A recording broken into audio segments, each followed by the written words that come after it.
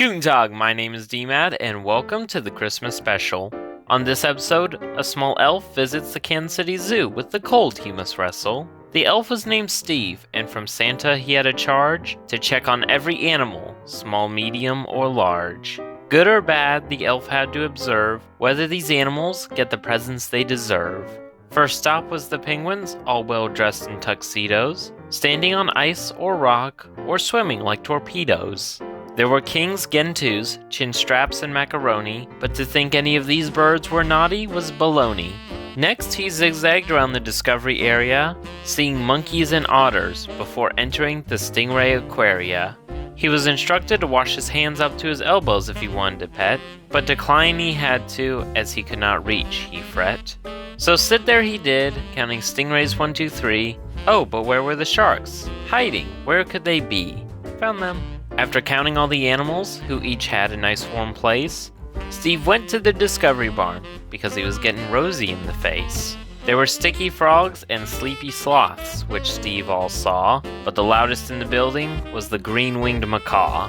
All animals were good, they all got Steve's vote, even the loud macaw, who squawed as Steve took note. Back into the cold, Steve continued his trek, even stopping by the camel feeding deck. Though the camels argued and chased each other around the tree, Steve didn't hold it against them, for it was their nature, you see. Thinking he'd done as much work as he could take, the elf decided it was time for a break.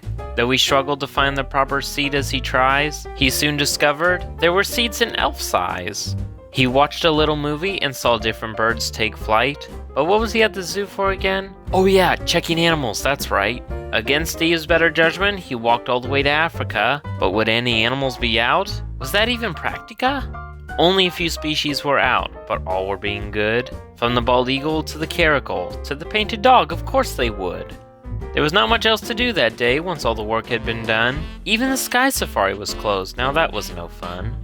After crossing the bridge and learning some new facts, Steve's mission was complete, job well done at last. Every animal was as good as they could be, not a single one on the naughty list you see.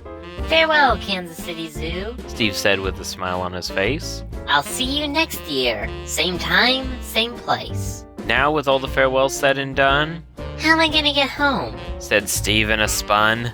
So he got out his phone and called an Uber by the fence. Santa can pay for it, it's a business expense. With seats all buckled and hot cocoa in hand, Steve yelled to the driver, Take me home, Mr. Uberman. and off they went. Good thing the driver's tank was full, because it was a very long drive back home to the North Pole.